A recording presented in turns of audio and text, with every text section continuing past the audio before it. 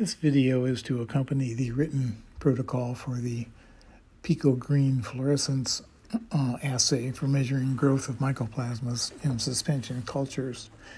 The assay is based on a dye that intercalates into the double-stranded nucleic acid, thereupon fluorescing, giving a signal and quantifying the amount of nucleic acid. So we use this to measure the cell-associated DNA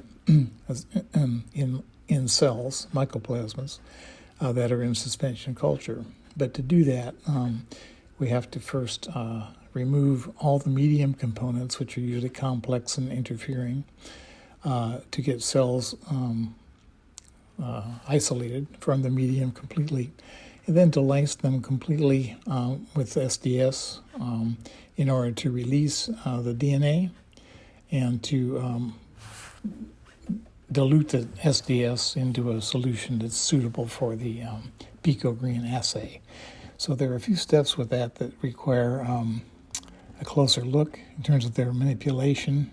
As seen in the picture, the static picture, these cultures are underlaid with a cushion of sucrose, which is 0.5 molar, centrifuged through that cushion so that we can then isolate the cells in a pellet and completely remove the supernatant and part of the cushion by aspiration, thereby separating the cells completely, after which we lyse with the SDS and then prepare it for the extraction and the assay itself.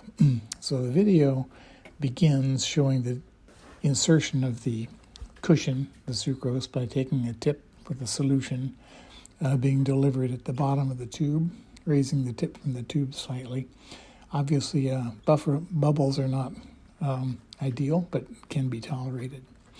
These tubes are then put into the centrifuge. We're using a fixed angle centrifuge, so there'll be reorientation of the entire cushion during the spin, marking the place on the tube where the pellets will be seen or barely seen. We then accelerate slowly in a stepwise manner in order to not to disrupt the cushion during a rapid acceleration. So this is done in stepwise, going up. We'll end up with about 15,000 Gs, but I do this in a stepwise manner to, again, make the reorientation and minimize things like the Coriolis forces in that centrifuge. This does work quite well. And this could be done in a swinging bucket as well, but we conveniently use the fixed angles. Again, I go about 10 minutes on this to get absolutely everything centrifuged. It can be done at a lower speed. The results are shown here. We have a culture with a large number of cells on the left with a large pellet. Central tube, the center tube, shows us much smaller pellet, about the right size for the range used in PicoGreen measurements. And the medium control on the right is important. It will generate a small RFU, a fluorescent unit signal that has to be subtracted.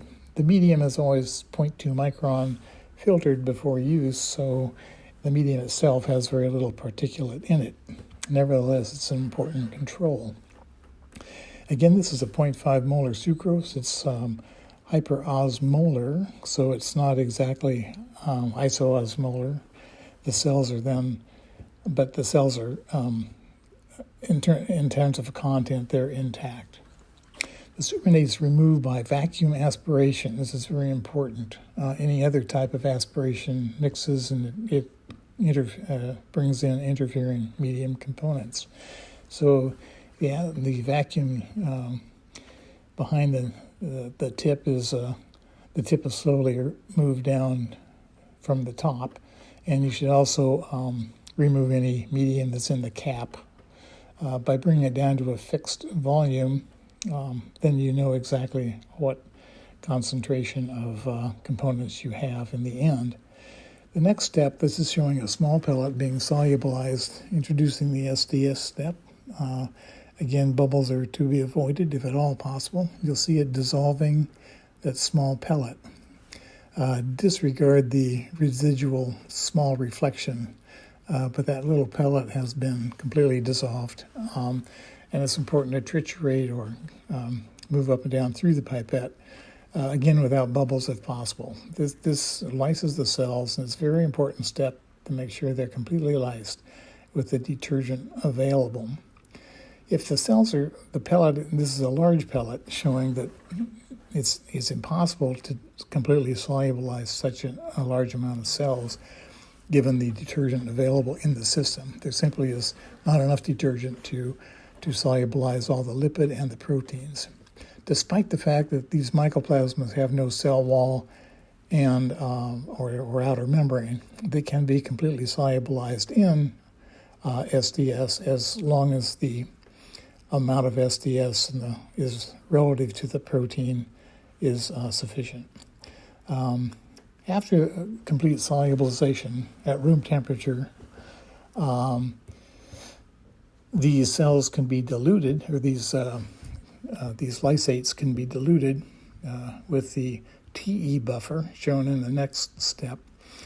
This is again at pH 7.5 for the ideal binding conditions for PicoGreen, and this dilutes the SDS to a 0.01%, which is tolerable for the PicoGreen assay. Flipping the cells of the tubes is important to make sure that those pellets are distributed into the total volume. And a final step to prepare for these lysates for the assay are simply to tumble the tubes head over heels, making sure that the mixing is complete and that there's no trapped air bubble in the bottom. That's it. Those lysates can then be used for the PicoGreen assay. They can be used immediately after maybe 5 or 10 minutes of tumbling, or stored at 4 degrees